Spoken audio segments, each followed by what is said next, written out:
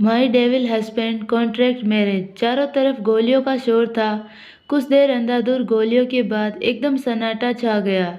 जैसे एक बड़े तूफान के बाद एक सुकून भरी शांति छा गई। सब जगह लाशों का ढेर था। तभी उसी लाशों के ढेर में से एक आदमी, जिसकी हालत चलने की भी नहीं थी, वो धीरे धीरे उठकर बाहर निकलकर देखा तो कुछ लोग वहां से भाग रहे थे।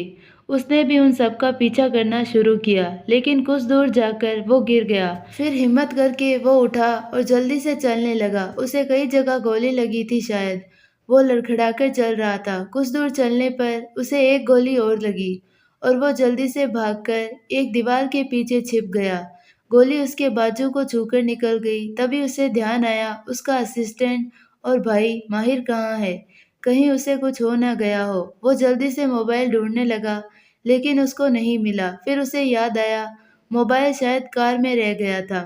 वो बेहोश होने वाला था, तभी उसके बगल में से एक लड़की गुजरी। वहाँ शायद उसका फ्लैट था जहाँ वो लड़का खड़ा था।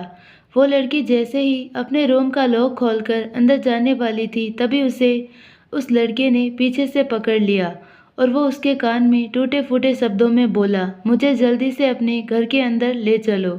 वो लड़की अचानक से किसी को अपने पीछे चिपकते देख शॉक हो गई और इस हॉल में उसे देखकर बहुत डर गई थी, क्योंकि वो खून से लथपथ था। वो डरते हुए बोली, तुम कौन हो और ये खून? वो चिल्लाकर बोली। तभी वो लड़का उसका मुंह अपने हाथों से दबा दिया। फिर वो लड़की शांत हो गई, लेकिन उसे अभी भी डर लग रहा था। जब उसने देखा उस लड़के की हालत चलने की भी नहीं है, तो वो जल्दी से उसे पकड़ लेती है और उसको लेकर अपने घर के अंदर ले गई। उसने उसे बेड पर लेटा दिया और वो उसको देखकर डर से कांपने लगी, क्योंकि वो लड़का बहुत ज़्यादा जख्मी हालत में था। उसको कई जगह चोट लगी थी। तभी वो लड़का उस लड़की को बोला, फर्स्ट एड बॉक्स लेकर आओ। उस लड़की को कुछ समझ नहीं आ रहा था। वो बॉक्स लेकर आई और कॉल करने लगी। तभी वो लड़का बोला, किसको कॉल कर रही हो? लड़की डरते हुए बोली, डॉक्टर को। तभी वो लड़का उसे डांटते हुए बोला, किसी को कॉल करने की ज़रूरत नहीं है। लेकिन वो लड़की नहीं मान रही थी। तभी वो लड़का हार कर अपनी गन निकाल लिया और वो बोला, जल्दी से चाकू और गर्म पानी लेकर आओ और अभी के अभी ये गोली मेरे पैर और पीठ से निकालो। अब वो लड़की बिल्कुल डरते हुए चाकू और गर्म पानी लेकर आई और उसने गोली निकालने के लिए जैसे ही अपना हाथ बढ़ाया, उसके हाथ से चाकू छूटकर जमीन पर गिर गया। उसका हाथ डर से कांप रहा था, जिससे वो लड़का गन उसके सिर पर पॉइंट करते हुए बोला, बोला ना जल्दी गोली निकालो। वो लड़की बहुत हिम्मत करके उसके शरीर से गोली निकाल रही थी, लेकिन उसके हाथ कांपने से उसे जल्दी नहीं हो रहा था। वो ये काम पहली बार कर रही थी, उसे डर लग रहा था। वो लड़का उसे डांटते हुए बोला, जल्दी करो फास्ट।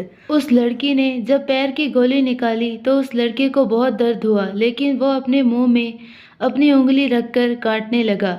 उसे देखकर ही लग रहा था वो कितने दर्द में है। पैर की गोली निकालकर फिर उसके पीठ की गोली निकाली। तब तक उस लड़के की आह की तेज आवाज से वो लड़की डर गई और उसको देखने के लिए आगे झुकी तो देखा वो लड़का दर्द से बेहोश हो गया था। वो लड़की जल्दी से दवा लगाकर पट्टी कर दी और उसके शरीर के कई जगह छोटी मोटी चोटों को गर्म पानी से साफ करके उस पर दवा लगा दी और बेड के सामने खड़ी थी। वो थोड़ा रिलैक्स हुई। तभी उसकी नज़र लड़के के पूरे शरीर पर गई। वो लड़का बेहोश पड़ा था। वो लड़की अब उसको ध्यान से देख रही थी। तब उसे ध्यान आया वो लड़का बहुत हैंडसम था, बिल्कुल किसी प्रिंस चार्मिंग की तरह। उस लड़के का 6 फीट का शरीर और चौड़ा सीना वो बहुत ही डेसिंग लग रहा था। वो लड़की उससे कुछ दूरी पर बैठी थी। उसे समझ नहीं आ रहा था कि क्या करे। कुछ देर उसे निहारती रही। तभी वो कुछ सोचकर अपने दोस्त कोयल को कॉल किया और उसे सब बता दिया। कोयल उसकी बेस्ट फ्रेंड थी। कोयल बोलती है, तू घबरा मत, मैं सुबह आती हूँ। फिर सोचते हैं क्या करना है इसका। रुचिका अपना ध्यान रखना। कोयल ये बोलकर कॉल रख चुकी थी। रुचिका चुपचाप वहीं बैठी उस लड़के को देखने लगती है। ये लड़की हमारी कहानी की हीरोइन, जिसका नाम रुचिका है। उसकी फैमिली में कोई नहीं था। वो लड़की अकेली थी। उसकी बेस्ट फ्रेंड कोयल के अलावा उसका कोई नहीं था।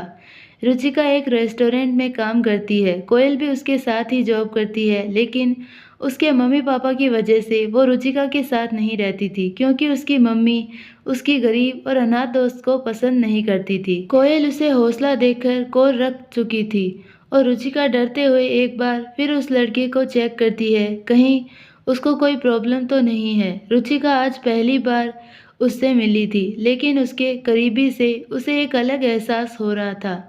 ये बात रुचिका भी खुद समझ नहीं पा रही थी, ऐसा क्या हो रहा था। यह बात रुचिका भी खुद समझ नहीं पा रही थी, ऐसा क्यों हो रहा था। और वो रॉकी के चेहरे को देखते हुए ही सामने सोफे पर लेट जाती है और सोने की कोशिश करती है। उसे नींद नहीं आ रही थी, कुछ सोचने लगती है। रॉकी की हालत सोचकर उसे अच्छा नहीं लग रहा था, जबकि उससे वो पहली बार मिली थी, लेकिन फिर भी एक अलग सा अटैचमेंट था उससे। यही सब सोचते हुए उसे थोड़ी देर में नींद आ जाती है और वो सो जाती है। इधर माहिर इधर उधर टहल रहा था और सभी गार्ड्स को डांट लगा रहा था। बॉस इतनी बड़ी गलती कैसे कर सकते हैं, अकेले जाने की क्या ज़रूरत थी, मुझे साथ ले जाते। ये माहिर है हमारी कहानी का सेकंड हीरो। ये हमारी कहानी के मेन लीड रॉकी शर्मा का असिस्टेंट है और उसका लेफ्ट हैंड भी। वैसे तो माहिर रॉकी का असिस्टेंट था, लेकिन रॉकी उसे अपने भाई की तरह मानता था। माहिर रॉकी के साथ हमेशा रहता था, हर काम में उसका साथ देता था। रॉकी शर्मा एक अंडरवर्ल्ड का डॉन था और उसका अपना बिजनेस भी था, जिसके नाम से ही सभी कांपते थे। उसे कोई आज तक नहीं देखा था, लेकिन उसके नाम का ही सिक्का चलता था। लेकिन आज उसके दुश्मन के अचानक हमले से वो घायल हो गया था। सुबह जब रुचिका की आंखें खुली तो एक झटके में उसे याद आया। वो तुरंत सोफे से उठकर देखने लगी तो वो लड़का नहीं दिखा। रुचिका को लगा शायद ये कोई बुरा सपना था, जिससे वो काफी डर गई थी। देखने में वो हैंडसम था, लेकिन उसने उसे गन पॉइंट किया था। ये सब सोचकर उसका सर चकरा रहा था। वो सिर झटक कर फिर लेट गई। तभी उसकी नजर घड़ी पर गई। वो चौंक गई क्योंकि 9 बज गए थे। आज तो डांट पड़ेगी, मुझे जल्दी रेस्टोरेंट जाना होगा। वो जल्दी से उठी तो देखा जगह जगह खून गिरा था। फिर उसे याद आया, इसका मतलब तो वो डेविल मेरे घर में सच में था। वो जल्दी से उठकर देखने लगी तो रॉकी कहीं नहीं दिखा। शायद वो जा चुका था। तभी उसकी नज़र टेबल पर गई। उसे टेबल पर एक लेटर मिला जिसमें लिखा था, मेरा नाम रॉकी शर्मा है। मेरी जान बचाने के लिए थैंक्स। तुम सो रही थी इसीलिए तुम्हें उठाया नहीं। मेरी जान बचाने के लिए ये इनाम है। तुम्हारा जितना मन करे उतना अमाउंट भर लेना। उसके साथ ही एक चेक जिस पर रॉकी का सिग्नेचर था। रुचिका अभी ये सब देख ही रही थी कि तभी उसके घर की बेल बजी। वो जब दरवाज़ा खोलकर देखी तो सामने उसकी दोस्त कोयल खड़ी थी। वो अंदर आकर पूछती है, कहाँ है वो हैंडसम लड़का। तो रुचिका ने उसे बताया वो जा चुका है और लेटर भी उसे दिखाया। तभी कोयल अचानक से बोली, तूने नाम क्या बताया? रॉकी शर्मा। यार तेरी तो लॉटरी लग गई। तुझे पता है तूने किसकी जान बचाई है? रुचिका ने उसको देखते हुए मासूमियत से जवाब दिया, कौन है ये?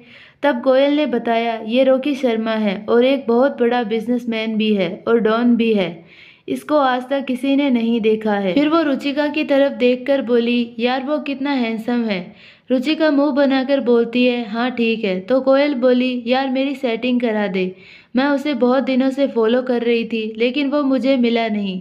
अब तू अगर मुझे उससे मिलवा देती तो मेरा काम बन जाता। तुझे पता है आज तक उसकी एक भी तस्वीर कोई नहीं देख पाया है, क्योंकि वो कभी किसी के सामने ऐसे ही नहीं आता।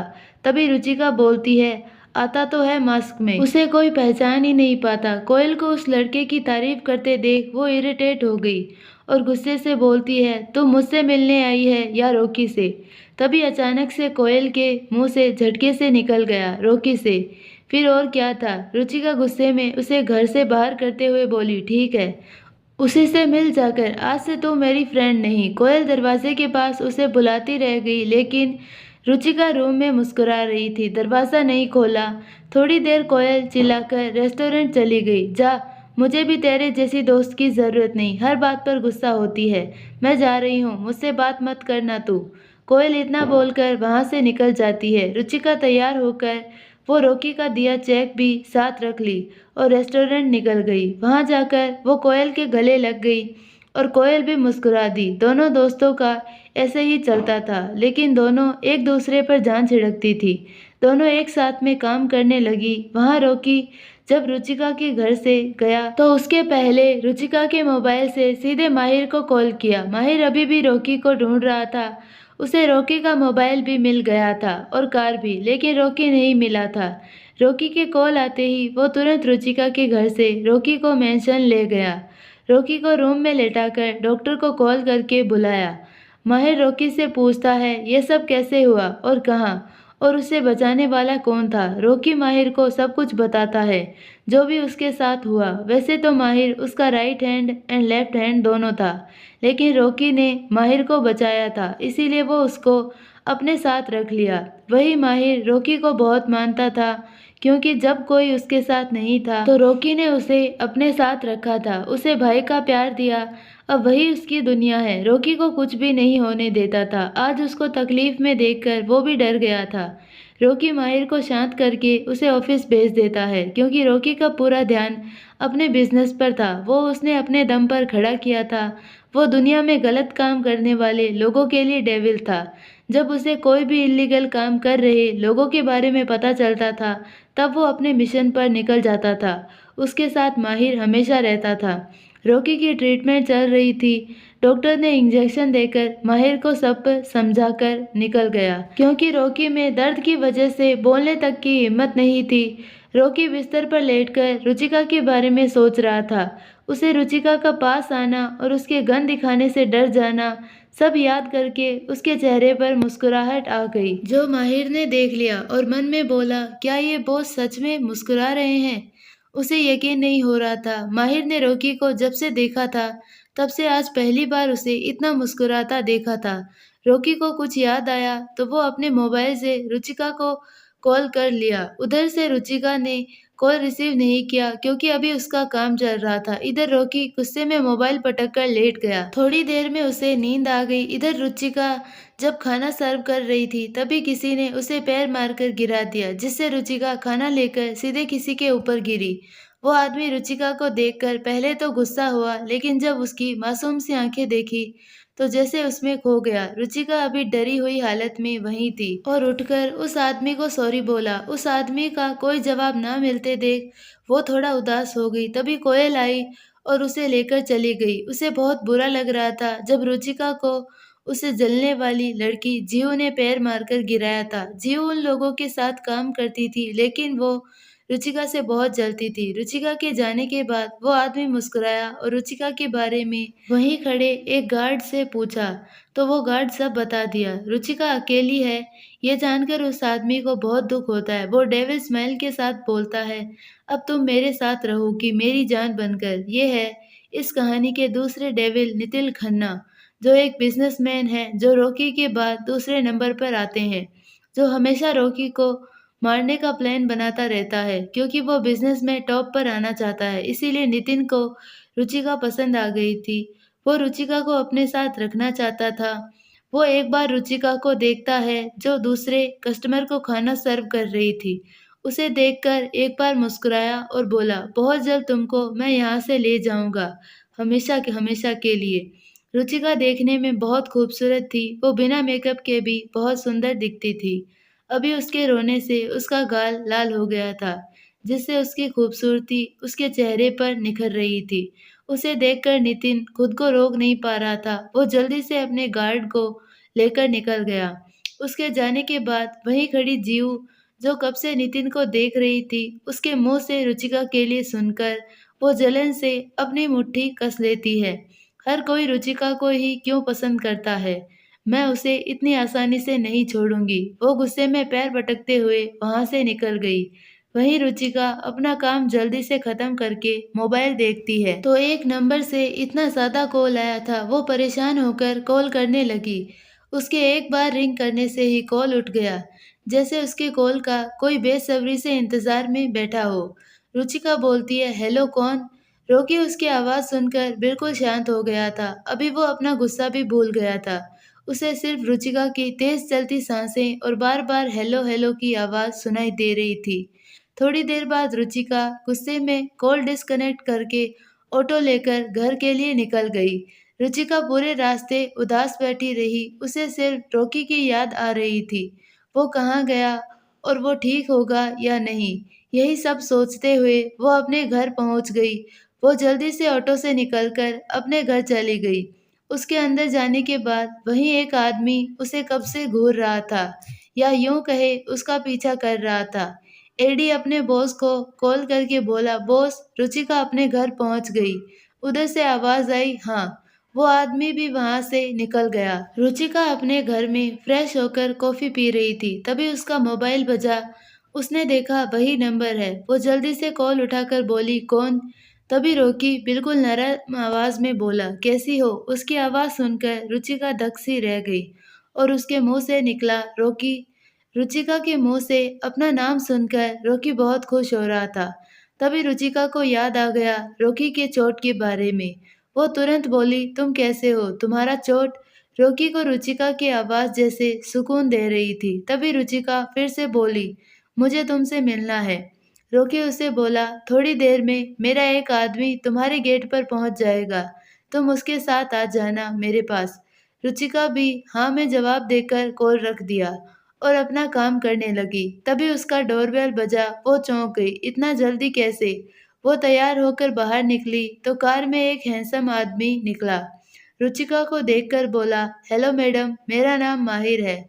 मैं रॉकी सर का असिस्टेंट हूँ। रुचिका भी उससे बोलती है, मेरा नाम रुचिका है। माहिर मुस्कुराकर बोला, नाइस नेम। रुचिका भी मुस्कुराकर उसकी कार में बैठ गई और फिर रुचिका माहिर से बोलती है, प्लीज तुम मुझे मेरे नाम से ही बुलाओ, मैडम मत बुलाओ, मुझे अच्छा लगेगा। माहिर भी हाँ बोलकर कार आगे बढ़ा दिया। माहिर को रुचिका को देखकर बहुत खुशी हो रही थी, क्योंकि रियल में रुचिका बहुत खूबसूरत थी, जो देखे बस खो जाए।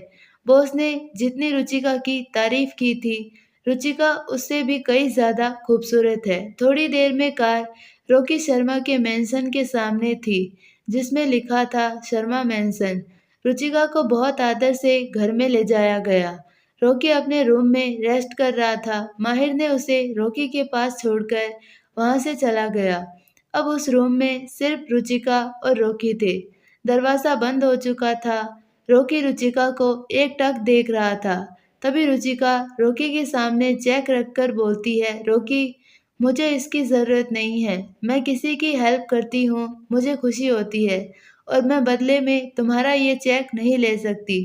वो चेक रॉकी के पास टेबल पर रखकर जाने लगी। तभी रॉकी को रुचिका का यूं जाना पसंद नहीं आया। वो तेज आवाज में बोला, कहाँ जा रही हो? रुचिका उसकी आवाज सुनकर डर गई। ये आवाज वैसी ही थी जब रॉकी के चोट पर दवा लगा रही थी और उसके सामने गन रखकर बोला, गोली निकालो। पता नहीं क्यों, पर यह आवाज सुनकर अब रुचिका को अच्छा नहीं लग रहा था। वो चुपचाप वहीं खड़ी हो गई। रुचिका की हिम्मत भी नहीं हो रही थी कि एक बार पलटकर रॉकी को देखे। जब रॉकी ने देखा अब रुचिका कुछ नहीं बोल रही है और डर रही है, उसको खुद पर गुस्सा आने लगा। वो खुद को शांत करके उसे बैठने का इशारा किया। रुचिका वहीं सोफे पर बैठ गई। रॉकी उसे देख रहा था। रुचिका चुपचाप सहमी हुई छोटी बच्ची लग रही थी। रॉकी रुचिका को अपने पास बुलाता है, लेकिन रुचिका आने से मना करती है, तो रॉकी खुद उठने लगा, जिसकी वजह से उसके पैरों में दर्द हो रहा था। उसे दर्द में देखकर रुचिका तुरंत उठकर उसकी मदद करने आ गई और उसे अच्छे से बेड पर लेटाकर उसके पास ही बैठ गई। अब रॉकी रुचिका को देख रहा था, क्योंकि रुचिका बिल्कुल उसके पास थी। वो अपना हाथ उठाकर एक बार रुचिका को छूना चाहता था, लेकिन कुछ सोचकर वो शांत ही हो गया। रॉकी के पास रुचिका बैठी थी। रॉकी उसे एकटक देख रहा था। रुचिका अपना सर झुकाए बैठी थी। उसे रॉकी से ज्यादा मतलब नहीं था, लेकिन रॉकी को रुचिका बहुत पसंद आई थी, इसीलिए वो उसे अपने पास रखना चाहता था। लेकिन वो रुचिका के साथ जबरदस्ती भी नहीं करना चाहता था। वो चाहता था रुचिका उसके पास रहे तो डरकर नहीं, उसके साथ प्यार से रहे, उसको प्यार करे। रॉकी उसके मासूम से चेहरे को देख रहा था। रुचिका थोड़ी देर बाद बोली, मुझे घर जाना है। रॉकी को उसका घर जाना बिल्कुल पसंद नहीं आ रहा था। उसे बहुत गुस्सा आ रहा था, लेकिन वो खुद को काबू करके बोला, ठीक है, जाओ, माहिर तुमको छोड़ देगा। रुचिका घर जाने के नाम से खुश हो गई। वो जल्दी से निकल गई। रुचिका ने एक बार भी मुड़कर नहीं देखा, लेकिन ये बात रॉकी को कहाँ पसंद आने वाली थी। उसकी जान उसको नहीं देखे। वो तुरंत बोला, रुचिका, अब रुचिका डरते हुए पीछे देखती है तो रॉकी उठकर बैठने की कोशिश कर रहा था और वो दर्द में था। उसे दर्द में देखकर रुचिका तुरंत दौड़कर आई और उसको पकड़कर लेटा दिया और बोली, अभी तुम बहुत वीक हो, रेस्ट करो। उसकी बात सुनकर रॉकी मुस्कुरा दिया। रुचिका ने उसे अच्छे से लेटाकर उसके ऊपर चादर डालकर अच्छे से कवर कर दिया। फिर वापस माहिर को लेकर घर निकल गई। माहिर बहुत खुश था कि रुचिका रॉकी के लाइफ में आई है। आई नो ये पार्ट बहुत छोटा है, लेकिन प्लीज़ कमेंट में बताना ये पार्ट आपको कैसा लगा। अगर आपको आगे की स्टोरी जाननी है तो हम आगे के पार्ट कंटिन्यू कर सकते हैं। प्लीज़ कमेंट में ज़रूर बताना। और अगर चैनल पर नए हो तो प्लीज़ हमारे चैनल को सब्सक्राइब करके बेल आइकन नोटिफिकेशन को ऑल पर सिलेक्ट कर देना, ताकि हमारी सारी वीडियोज़ की नोटिफिकेशन आपको मिलती रहे। धन्यवाद।